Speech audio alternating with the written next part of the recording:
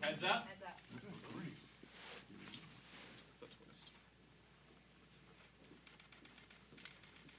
Morning, everyone. Morning. While House Democrats are working to grow the middle class and drive down the high cost of living in the United States of America, Republicans continue to betray the middle class. Last year, all we heard from House Republicans is how they were going to drive down the high cost of living in the United States of America. Housing costs are too high, grocery costs are too high, child care costs are too high, utility costs are too high, and insurance costs are too high. America is undoubtedly too expensive. House Democrats are committed to driving down the high cost of living. Republicans haven't done a thing to address the cost of living crisis in the United States of America. Not a single bill, not a single proposal, not a single idea.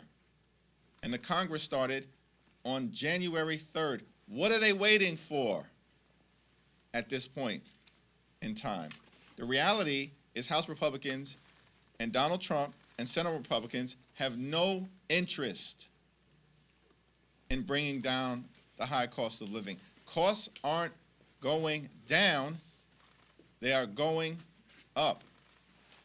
The price of eggs in the United States of America is out of control.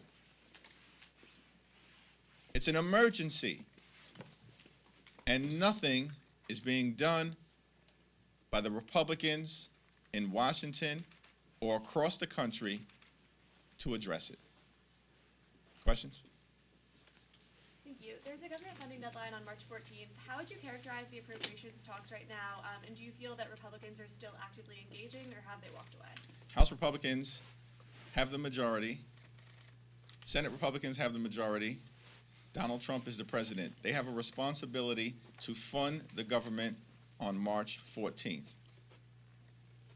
Over the last several weeks, House Democrats, led by Rosa DeLauro, have been engaging in good faith in trying to reach an agreement that meets the needs of the American people, keeps the government open, and addresses issues around the health, the safety, the national security, and the economic well-being of everyday Americans.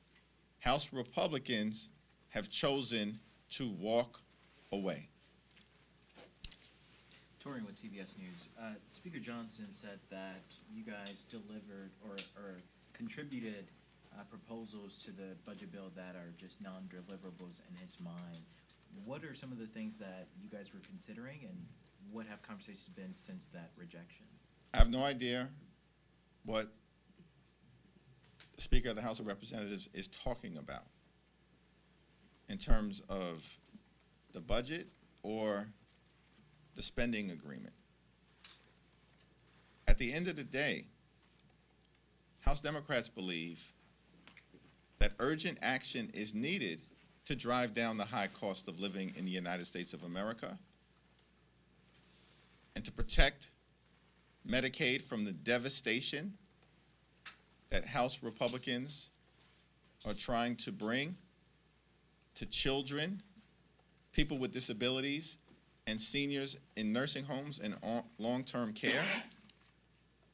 House Democrats have made clear we're going to protect and defend Social Security and Medicare. We've also made clear that we will defend nutritional assistance to children, seniors, and veterans at a time when grocery prices are through the roof. Yet House Republicans want to take away nutritional assistance from everyday Americans who they promised to help and are doing everything to hurt. Thank you, Mr. Leader. Next week, you all will be out on recess. It'll be an opportunity for you all to talk to your constituents and let them know what you all have been up to. What's the message going to be to your constituents? What's the expectation that you have of the members of the caucus to be connecting with their constituents, having events, really pushing forward the message that you've been pushing forward over these last few days? Every opportunity to be back home in the district is a welcome opportunity to engage with the people that we are privileged to represent, to make it clear that House Democrats are fighting hard to drive down the high cost of living, secure the border, while defending dreamers, farm workers, and families, and make sure that we are keeping our communities safe. At the same time, the people of America are understandably alarmed at the parade of horribles and the extremism that is being relentlessly unleashed on the American people by this far-right administration. We were told that grocery prices were going to decline on day one of this administration. On January 20th, grocery prices were going to decline. Why hasn't that happened? In fact, costs are going up, they're not going down. As it relates to groceries, housing, consumer goods, and insurance. Republicans made a lot of promises last year. They spent a lot of time talking about lowering the high cost of living while running away from Project 2025 as if it didn't exist.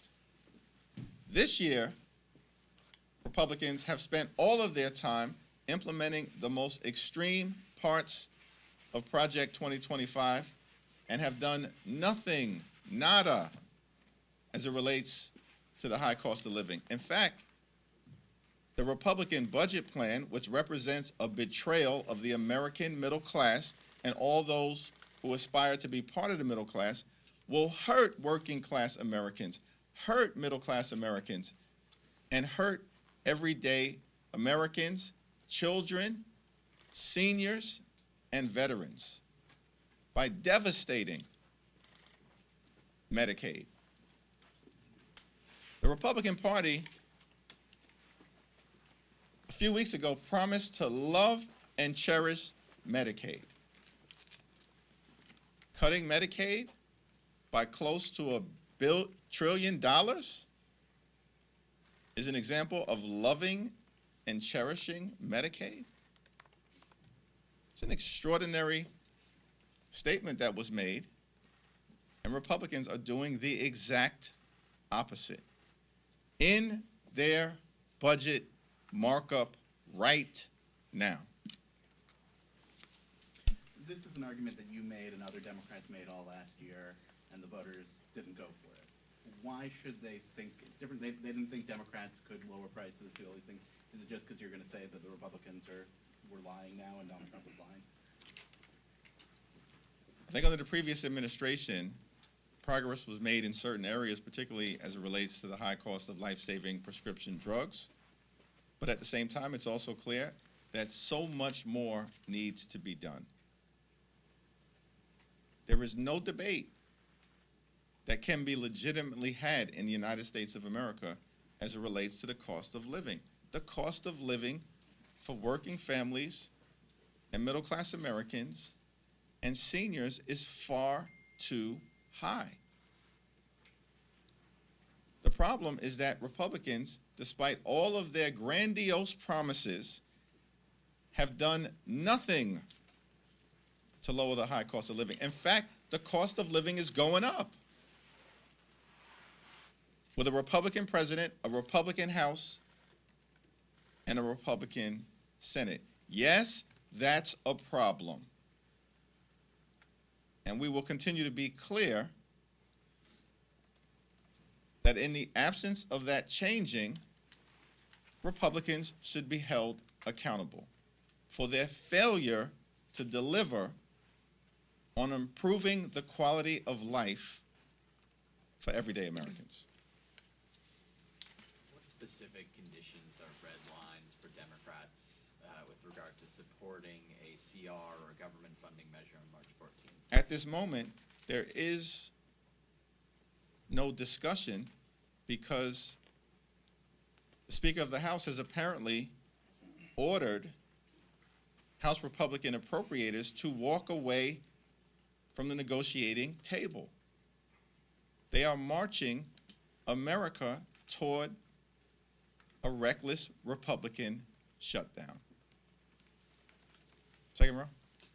Linda McMahon is testifying in the Senate today, and Trump has said he's interested in shutting down the Education Department. Despite not being in the majority, are there any specific plans from Senate or House Democrats to protect the Education Department going forward? There are several members who will take the lead on this issue, including but not limited to Representative Jahana Hayes, Bobby Scott, the once and future chairman of the Education and Labor Community, Frederica Wilson, and other educators and leaders, including John Mannion, who all understand that public education is a precious part of what makes America, America. We have a responsibility and an obligation to stand up for our children, low-income children, working-class children, and middle-class children, all of whom would be hurt by the closure of the Department of Education. It's a reckless, foolish, and vicious suggestion, all at the same time. Here's the thing. The Department of Education can only be shut down legislatively because the Department of Education was established by an act of Congress. Where are the House Republicans to stand up for the people and the children and the teachers and the educators that they represent? Where are the House Republicans? They're missing in action on all of these fights, or actively supporting ending America in terms of our civility and unity as we know it. Where are the House Republicans? It's a question that should be asked of them. House Democrats are going to be united in this fight on any issue. It only takes 3 Republicans in the House to stop bad things from happening and to move forward legislatively so that we can get good things done for the American people. It only takes 3 House Republicans on any issue. These are questions that should be asked of the House Republican leadership, who are busy bending the knee to Donald Trump and Elon Musk. Thanks, Mr. Leader. Your colleagues in the New York delegation have called Mayor Adams compromised, and that the president has him on a, quote, short leash because of the outstanding threat of charges being reinstated. Do you share those concerns? Those are all legitimately held concerns that have been articulated by members of the congressional delegation. Most importantly, there are people in the communities that I represent back in Brooklyn who are deeply alarmed at the unfolding events connected to the current mayor of the city of New York. So you think it's a legitimate fear that he is basically going to do the bidding of the White House? I'll be back home in Brooklyn later on today, but what is clear is that the White House made a decision to dismiss the criminal charges pending against Mayor Adams without prejudice. Translation: it is the intention of the Trump administration to keep the current mayor on a short leash. How the mayor responds to the White House's intentions is going to determine a lot about the political future of the current mayor of the city of New York. You said Republicans have walked away from the negotiating table regarding the budget bill, and Speaker Johnson seemed confident that he can pass it with this caucus. Have there been any discussions within your own caucus about what concessions you would take should that dynamic change on the Republican side and he may need Democratic votes? House Republicans have made a decision to walk away from the four corners discussions that involved House Democrats, Senate Democrats, and Senate Republicans related to funding the government in a manner that meets the needs of the American people. They have chosen to walk away, and they have a responsibility to govern in connection with March 14th and beyond. How would you judge the Dems' messaging on DOGE and if it's been effective or not? And could there be the argument that you might be missing the will of the voters who support DOGE and might be too hung up on the process? The American people are alarmed about the possibility that Elon Musk and his far-right extreme minions have access to their personal and financial information. Why in the world does Elon Musk need access to the names, addresses, birth dates, social security numbers, and bank account information of tens of millions of Americans? Why does he need access? What are they planning to do with that information?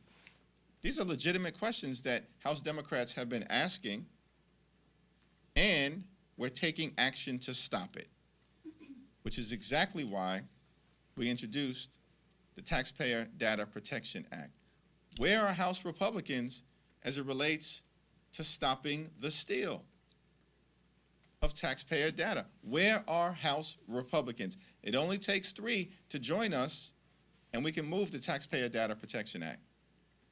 I think we've been very clear in terms of the pushback that's taking place in the Congress, and we've been partnering with Democratic attorney generals, unions, advocacy groups, and democracy reform organizations as it relates to the litigation that has been filed that is successful to date in stopping the overreach and the unlawful, unconstitutional, and unconscionable power grab being led by an out-of-touch, unaccountable, and out-of-control billionaire puppet master.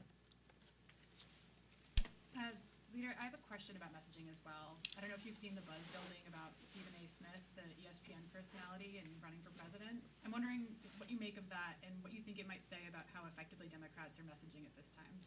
2028 is way off in the distance. House Democrats are engaged in an hour-by-hour, day-to-day, week-to-week struggle on behalf of the American people in the context of the first 100 days and beyond. Do you think There's a lot to like about Stephen A. Smith, including the fact that we are both diehard Knicks fans. Leader Jeffries, in regards to Attorney General Pam Bondi's announcement yesterday, I want to get your perspective on the Department of Justice lawsuit against Governor Hochul, and what role do you think, if not just the New York congressional delegation, but Democrats in general, what kind of role do you think you need to play in addressing the tensions between state and federal immigration policies if they're going to overreach like this? I have not had the opportunity to speak with Governor Hochul about this issue or Attorney General Tish James, but I expect that there will be a forceful response to this overreach by the Department of Justice. We will not be intimidated at all, ever, by the Trump administration and anything that these far-right extremists attempt to do to hurt New Yorkers or hurt the American people. We will not be intimidated. What in our record suggests, particularly as it relates to the House of Representatives, that this crowd over there will intimidate us? What in our record suggests that? What in 2017? What in 2018? What in 2019? What in 2020? What in 2021? What in 2022? What this year suggests that House Democrats are going to be intimidated by any of the extremism that is coming out of 1600 Pennsylvania Avenue. We're going to push back. We're going to push back forcefully. We will certainly defend the people of the great state of New York and the American people. Last question. As recently as yesterday, top appropriators were saying that talks were still going and that they were hopeful they could get a deal by March 14th. What changed? That's a question that needs to be asked of the Speaker of the House of Representatives. They are in disarray over there. Senate Republicans are arguing with House Republicans. House Republicans are arguing with each other. House Republicans aren't clear, should they take orders from Donald Trump or Elon Musk or both? They are flailing over on the House Republican conference side and then trying to project otherwise. Yesterday, House Republicans walk away from the negotiating table. You've now shown America it's all on you. Thank you.